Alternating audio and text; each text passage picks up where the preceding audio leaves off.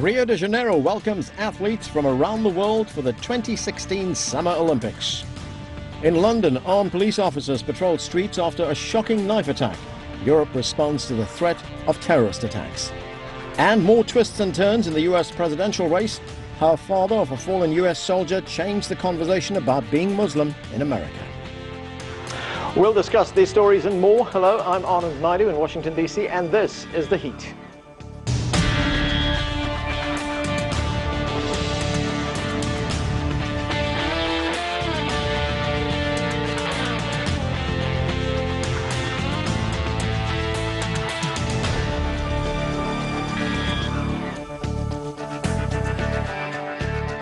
On most days, we go in depth on a single story, but once a month, we like to take a step back to gather fresh insight and analysis from those covering world events.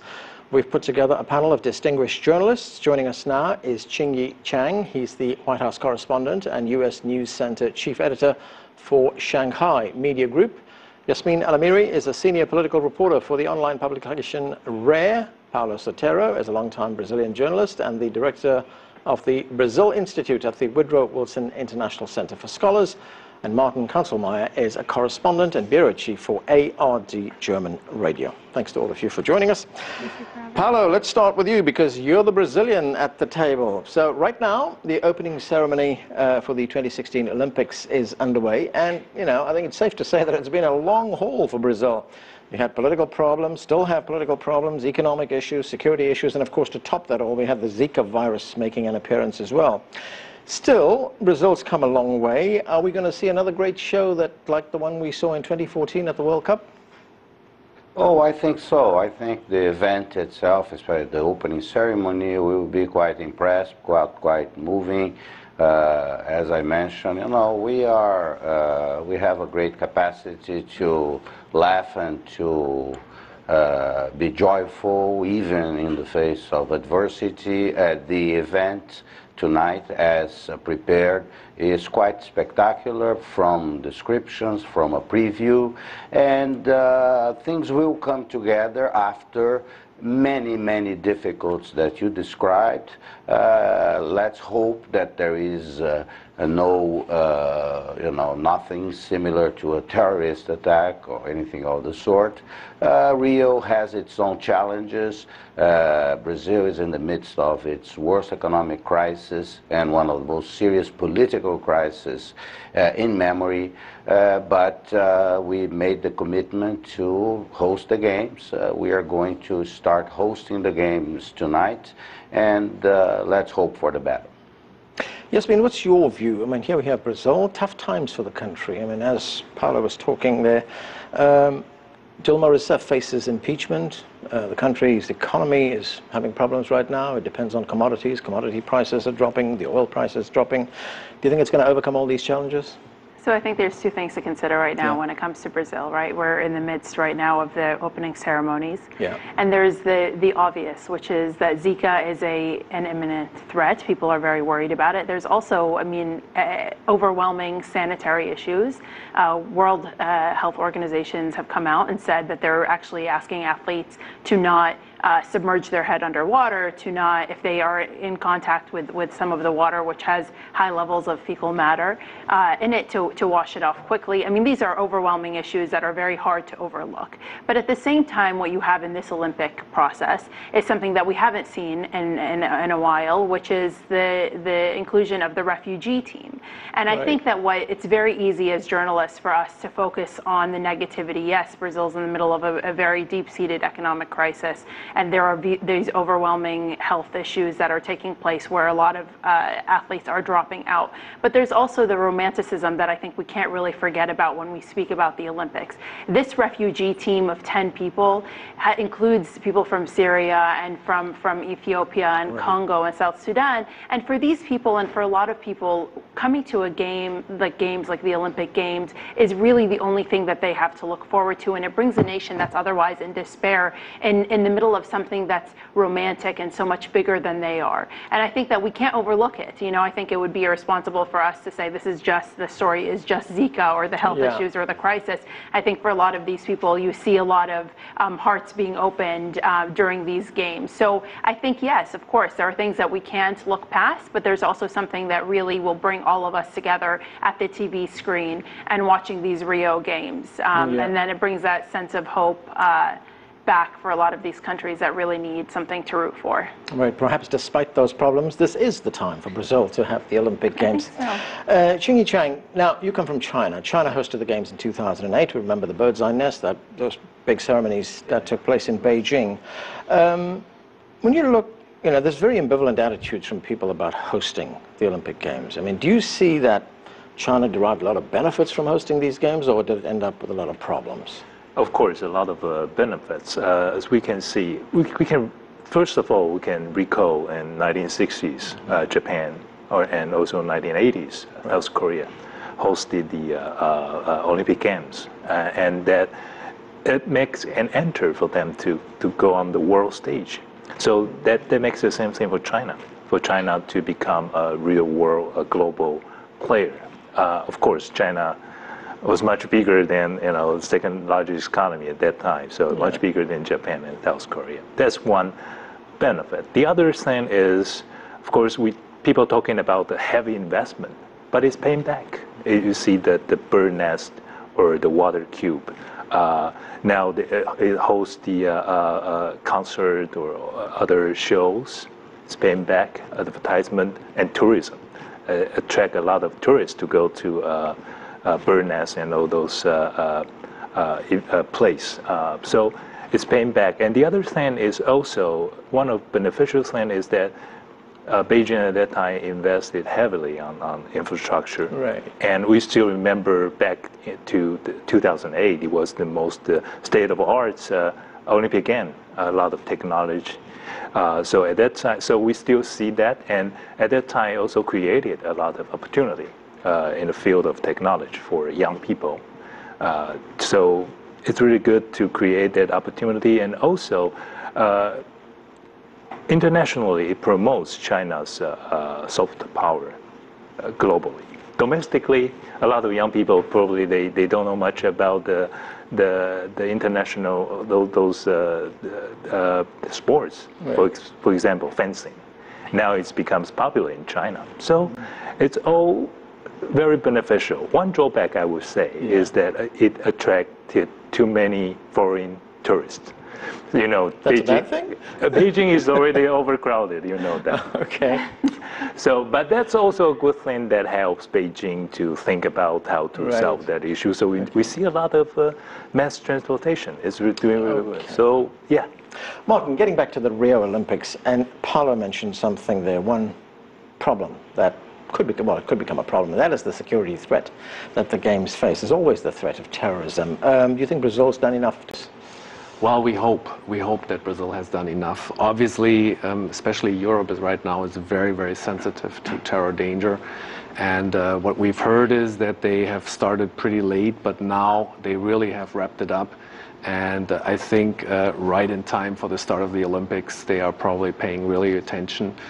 Security will be tight, and we definitely hope that nothing will happen.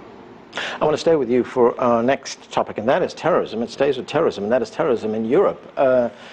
Europe's been the target of several attacks recently, 4 in Germany, 7 in France. When you look at Germany, how is Germany responding to those attacks?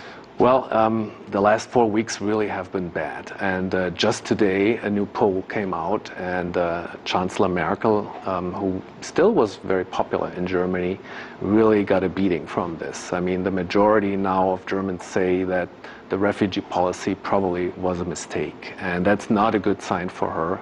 That should be alarming. Next year, there will be... Remind us again, what is the refugee policy? The refugee policy in Germany was very, very open. And last year, it's pretty much a year ago, Chancellor Merkel saw that there was a really big need. There were hundreds of thousands of Syrians coming, and it was really a massive problem. And she said they are welcome. Germany's refugee policy always was pretty liberal because of the experience in World War II. Right. Germany, in its constitution, has that we are very welcoming to political refugees. And the majority of Germans was pretty welcoming. There was even joy that they are here now, they will be safe.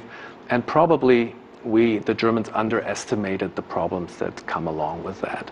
And now, a year later, we are really at a decisive point because of the terror attacks. Now, it's important to mention that those terror attacks, most of them were done by people who grew up in France, in Belgium, in Germany, so not by the refugees. Right. But the latest, they were done by some refugees. And I think that made people think, are we really secure? Is it going to be worse? And I'm afraid if in the next months there will be more terrorist attacks in Germany and in France, with the elections in 2017 in Germany and in France, that could be a problem. It seems, if I may interject, it seems like it's the making of a perfect storm right now in Europe. You have a lot of anti-Muslim, anti-immigrant, anti-refugee sentiment that's building up, and then you see these residual, some would call it lone wolf attacks that retroactively then become ISIS-claimed attacks. And I think we saw that in Europe this summer, where there were a couple of people that had been living in the States that they ended up attacking, and they had acted, authorities say, on their own volition and weren't acting on mandate from ISIS, but then after the attacks were carried out, said that ISIS had claimed responsibility for it. And you wonder how much of the sentiment that a lot of Muslims in these countries are reacting to, because the anti-refugee sentiment, where there's a lot of hostility and a lot of resentment at the fact that these refugees are being led into these European countries so openly, you wonder how much of that plays into this feeling of disenfranchisement of these residents of these countries in Europe. I still want to mention that there is still a majority of Germans that are willing to help, that are willing to do good things for the refugees, that are trying to integrate them. So, but the mood right now is right at the edge, and we don't know how it's going to develop. Do you think they will reverse the refugee policy? I don't think they will reverse it. I mean, what they have done now is an agreement with Turkey, obviously, so that no more come in. And I think for the last 3 or 4 months that was working pretty well. Yeah. And now there's new discussions, especially with all the things happening in Turkey. Will this be really a stable pact? Will we can be able to rely on that? Or will it crumble? And then we have a new problem. So the next months will be decisive. Yeah, Ching-Yi Chang, we've looked at the threat that the Rio Games face. China has a huge contingent going to Rio. I think it's the biggest contingent of athletes ever from China to an Olympic Games. Has there been any talk in China about this threat that they may face out there? Yeah, they talk about this issue. Of course, they have been very cautious about this issue. I think they've done also prepare those people who attend these Olympic Games, prepare them really well to let them know what can they do if anything happens. Paolo, we saw a knife attack in London that left the city on edge, understandably. And of course, we see an increased police presence in London right now, armed police, which is not something one used to see in London. Do you think this is now, I guess, what we could call the new normal? Well, let's hope it's not, but it looks that in the European context, it is. In Brazil, those are, rare occasions. The type of violence in Brazil that we have, it does not involve politics, does not involve racial hatred. They involve crime, common crime. Actually, the Chinese delegation, the basketball team, was caught coming from the airport in Rio to the Olympic Villa. They were caught there in a crossfire between two gangs in Rio. This is sort of the daily bread. But what worries authorities in Brazil in terms of possible terrorist attacks are not attacks against actually delegations, against athletes or the venues, but rather the type of event that we saw recently in Paris and then in Nice, where you have those random acts in public spaces. Just imagine the promenade in Nice and Copacabana Beach in Rio. You know, they're pretty similar settings. So that is where what worries authorities. They have taken precautions, but you cannot be prepared for such kind of lunacy. Although, well, let's hope that we will not have that, and that Brazil will be able to put out an Olympics that emphasizes diversity, tolerance, and this is sort of the theme. This is the spirit of the Olympics. Okay, let's move on to the G20 summit that takes place in Hangzhou in China next month. Qingyi Chang, what kind of opportunity does the G20 summit in Hangzhou afford China to take the lead in resolving world issues? Yes, first of all, I have to say Hangzhou is the most beautiful city. As Marco Polo says, the most splendid city in the world. And this time, Hangzhou, the host of G20, is actually, I would say, probably one of the most important one in G20 history, because I traveled to London to cover the Brexit, and also I covered the U.S. election. I can feel that kind of sentiment of protectionism, anti-free trade, all those things happening around the world. So this time, G20 is very important to discuss, to map out a way, actually, of this kind of chaotic situation, to prevent protectionism and have a responsible capitalism going on, and also have the free trade going on that connect the world. So this G20 will be a very, very important one in its history. Right, Martin, we know a lot of the big business at these summits are actually done on the sidelines. And one big meeting that will be taking place there will be a meeting between the Chinese leader, Xi Jinping, with the Russian president, Vladimir Putin. What do you think is going to come out of that meeting?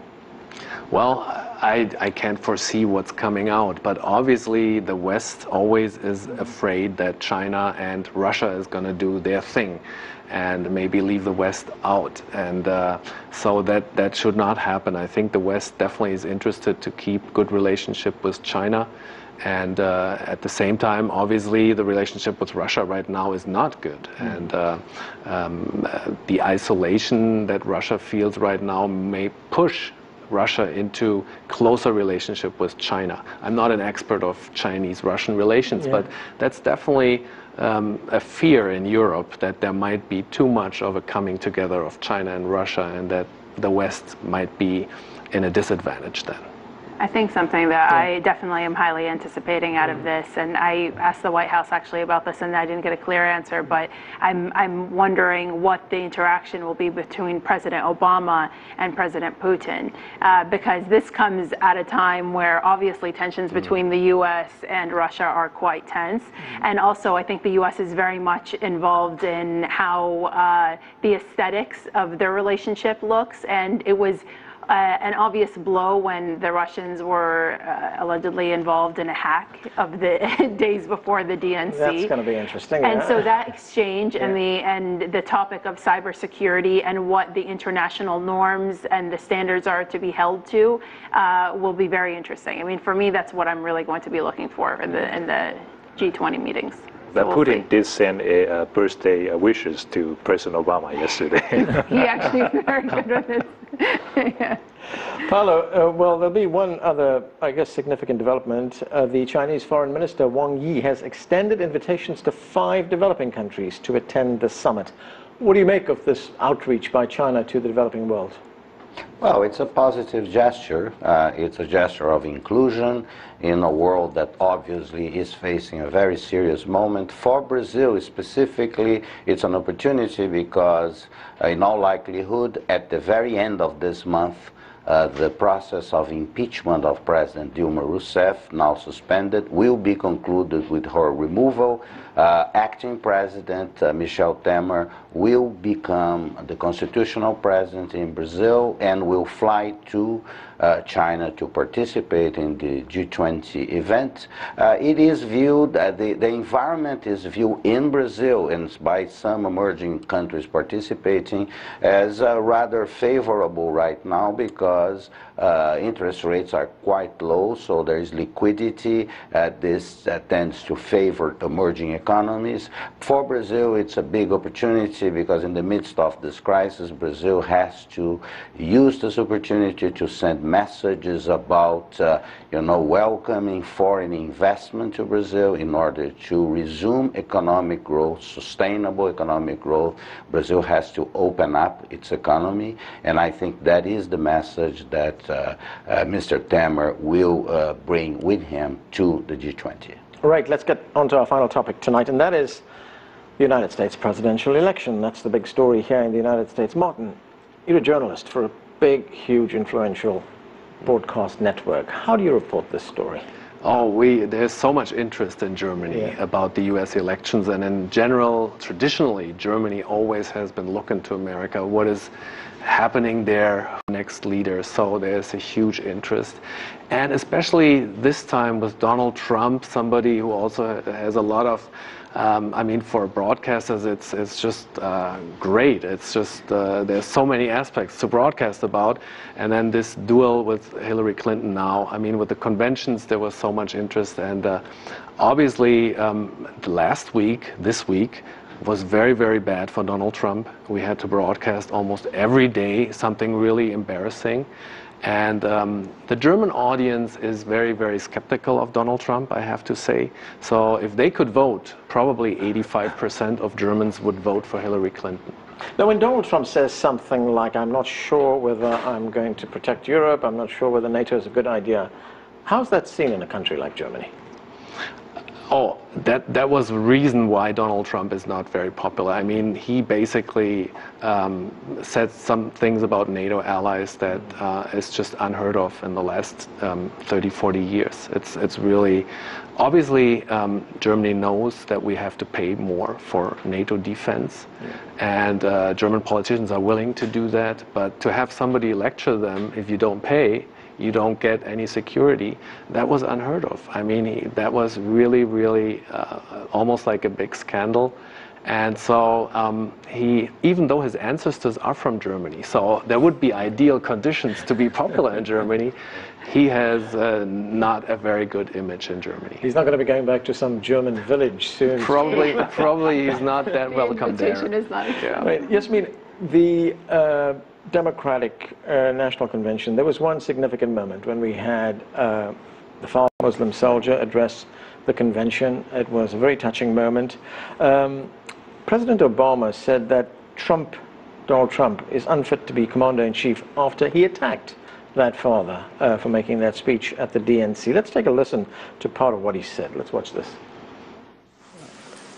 The notion that he would attack a Gold Star family that had made such extraordinary sacrifices on behalf of our country. The fact that he doesn't appear to have basic knowledge around critical issues in Europe, in the Middle East, in Asia, means that he's woefully unprepared to do this job. Now, the father of that fallen soldier, Kizir Khan, he was here in this very studio talking to us just a couple of days ago. He spoke to my colleague Elaine Reyes, and I just want to play a little bit of what he had to say. These actions have nothing to do with Islam. Islam condemns these violence. The name of Islam had been hijacked by criminals.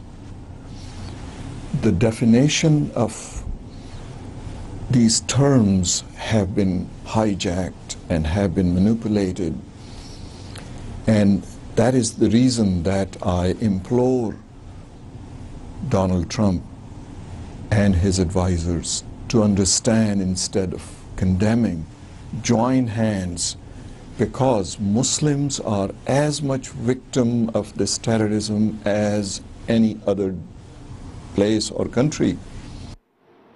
So Yasmin, whatever the fallout, whatever happened, the thing that Mr. Khan has done is that he's opened a conversation here about what it is like to be a Muslim in the United States, hasn't he? He has, but I think what's worth noting is that this conversation is coming up in the middle of one of the tightest and most heated political presidential election seasons that we could really note, with two candidates that are divisive but also high unfavorability likings. And I think that what this all breeds is a situation where the amount of rationale when having discussions about cultural issues or issues that influence your greater society is not entirely there, because the people that are very heated will have their point of view. They back what Donald Trump says and what his campaign says, and if he attacks this family, the Gold Star family, then they're going to side with him because that's their candidate and that's what they want. They want him to succeed. The same goes with the other side. I think that we've seen that because when Donald Trump, or when the family held up the Constitution, we've seen that same motion mimicked at Trump rallies. Yes. And so that speaks to the conversation is and should be about the current plight, or what it means to be Muslim in America now. But it really has taken on a very political tone, and it's hard to kind of reconfigure and have the conversation that we should be having. I think if we reassess in maybe 6 months, then maybe we can have a conversation about what it means to be Muslim American. And this means that maybe some of our Muslim American lawmakers, and we have them in Congress, should step up and say, this is the face of Muslim Americans. And I think the onus should be on the Muslim American families to say, we're taking back the narrative. Right. This is not, because the loudest voice is always the one that gets the attention, and unfortunately for a lot of Muslim Americans, the loudest voices are the ones that don't speak for Islam.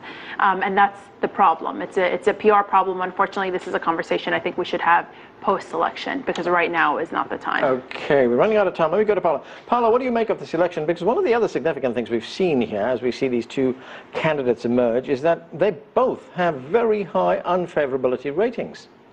Yes, this is what was after 16 candidates on the Republican side, and obviously Hillary Clinton always dominant on the Democratic side. You have two candidates that compete really for rejection rates among Americans. Now, as far as the election, the reactions in Brazil and in Latin America are about the same. Actually, the foreign minister of Brazil, José Serra, went as far as saying this week that the election of Donald Trump as president of the United States simply cannot happen. Whether he should have said that is a matter of debate, but that is the sentiment, and I believe that is the sentiment in many capitals and cities around Latin America. Donald Trump is someone that you cannot easily recognize as in the political spectrum in the United States. Hillary Clinton, on the contrary, is someone that's very well known in the region. Right, and that's where we have to leave it. Thanks to all of you for being with us. That's it for this edition of The Heat. I'm Arlen Naidu in Washington, D.C. Thanks for being with us.